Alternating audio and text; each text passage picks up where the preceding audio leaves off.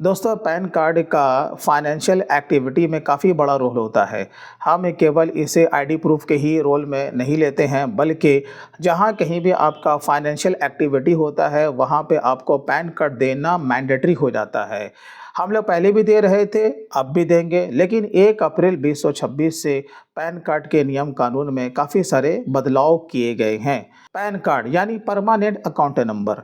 जिस तरीके से बैंक में हमारा अकाउंट नंबर होता है, एक खाता होता है, बैंक से हमारा लेन देन होता है, ठीक उसी तरीके से इनकम टैक्स डिपार्टमेंट में भी हमारा एक खाता खोला जाता है। इसके लिए हम लोग अपने पैन कार्ड का नंबर अप्लाई करते हैं। जो भी इंडिविजुअल है, कंपनी है या जिस भी नेचर का कंपनी है, उसे पैन कार्ड लेना कंपलसरी होता है। इसमें क्या न्यू चेंजेस है, तो देखो पहले क्या हो रहा था, यानी कि 31 मार्च तक हम जो पैन कार्ड जो अप्लाई कर रहे थे, उसके लिए केवल और केवल जो कि सरकार हमसे डिमांड कर रही थी, आधार कार्ड, राइट। तो आधार कार्ड के बेस पे ही आपका पैन कार्ड अलाउ कर दिया जाता था। लेकिन 1 अप्रैल 2026 से अब ये आपका टफ होने जा रहा है, क्योंकि आधार कार्ड के साथ साथ आपको अपना डेट ऑफ बर्थ का प्रूफ भी देना होगा। बिना इसके अब आपका पैन कार्ड बनने वाला नहीं है।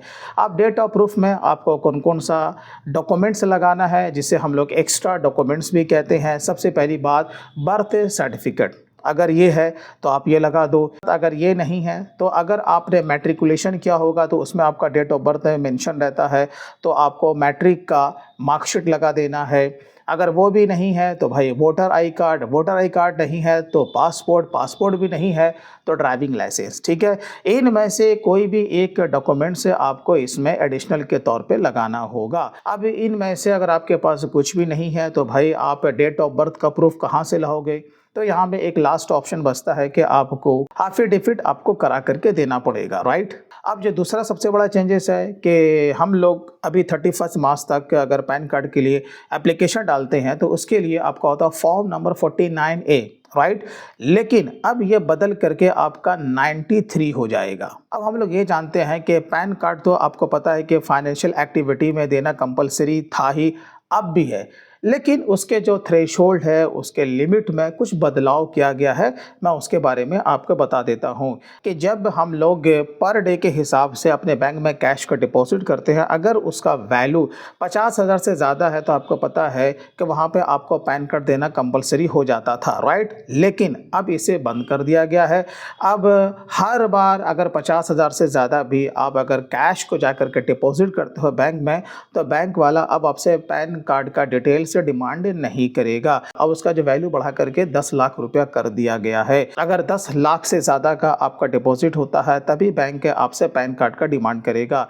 ठीक उसी तरीके से आप जो विथड्रॉ करते हो, अगर 10 लाख से ज़्यादा का लिमिट आपका क्रॉस कर जाता है तो फिर वहाँ पे बैंक आपसे पैन कार्ड का डिमांड करेगा। इस दोनों कंडीशन में टोटल मिला करके आपका 20 लाख का ट्रांजैक्शन बैंक के साथ कैश का हो जाता है। इसके साथ साथ अगर बैंक में आप एफडी करते हो जिसका के वैल्यू 50,000 से ज़्यादा है तो वहाँ पे आपको पैन कार्ड देना कंपलसरी हो जाएगा। अब बात करते हैं प्रॉपर्टी डील की। पहले क्या हो रहा था कि भाई अगर आपका जो कि प्रॉपर्टी का वैल्यू है जो कि आपने सेल एंड परचेस किया, अगर उसका वैल्यू 10 लाख से ज़्यादा अगर हो जाता है तब जा करके वहाँ पे पैन कार्ड देना होता था, जिसकी वजह से क्या हो रहा था कि AIS में वो रिफ्लेक्ट कर जाता था जो भी आपने ट्रांजैक्शन किया है, ठीक है।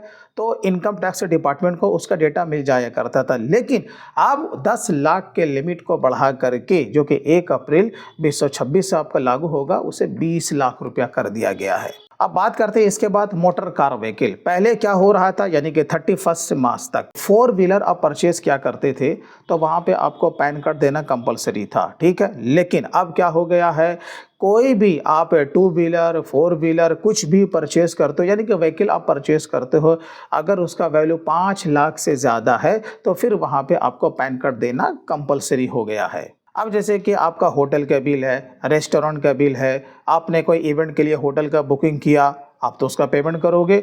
अभी क्या था एट प्रेजेंट उसका 50,000 से ज़्यादा, ठीक है, लेकिन अब उसकी लिमिट को बढ़ा करके 1,00,000 रुपया कर दिया गया। अब जैसे कि ज्वेलरी का मामला ऐसा है, ये पहले भी था और अब भी वही आपका रहेगा। अगर आप किसी भी शॉप से 2,00,000 से ज़्यादा का ज्वेलरी परचेज़ करते हो तो वहाँ पर सेलर आपसे पैन कार्ड का डिमांड कर सकता है, तो वहाँ पे आपको पैन कार्ड का नंबर देना पड़ेगा। म्यूचुअल फंड अगर आप परचेज़ करते हो तो ऑफकोर्स 50,000 से ज़्यादा का वैल्यू होगा, तो वहाँ पर भी आपको पैन कार्ड देना होगा। अगर आप बॉन्ड वगैरह परचेज़ करते हो, शेयर वगैरह परचेज़ करते हो, 1,00,000 से ज़्यादा का वैल्यू है, तो वहाँ पर भी आपको पैन कार्ड का नंबर देना होगा। ऐसे भी आपका पैन कार्ड कंपलसरी है, बिना पैन कार्ड के आपका बैंक अकाउंट ओपन नहीं हो सकता, बिना पैन कार्ड के आप अपने आईटीआर को फाइल नहीं कर सकते, बिना पैन कार्ड के अगर आपका टीडीएस का डिडक्शन होता है तो वो आपका हायर रेट के ऊपर टीडीएस का डिडक्शन होगा, लेकिन अगर पैन कार्ड है तो आपके ऊपर जो टीडीएस का रेट होता है वही आपका लगेगा।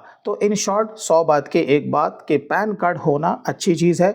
अगर आपने अभी तक पैन कार्ड अपना नहीं बनाया है तो अभी भी टाइम है, 31 मार्च से पहले अगर बना लेते हो तो आधार बेस आपका पैन कार्ड बन जाएगा। अदर देन उसके बाद आपको पता है कि आधार कार्ड के साथ साथ आपको अपना डेट ऑफ बर्थ का प्रूफ भी देना होगा। तो दोस्तों पैन कार्ड के बारे में ये एक छोटा सा अपडेट था। आई होप आपको ये वीडियो अच्छा लगा होगा। दोस्तों वीडियो अच्छा लगा हो तो कम से कम अभी से लाइक ज़रूर करें, और अभी तक अगर आपने हमारे चैनल को सब्सक्राइब नहीं किया तो प्लीज़ कर रहे हैं। तो फिर मिलते हैं किसी दिन इसी तरीके के अपडेटेड वीडियो के साथ, तब तक take care and bye bye.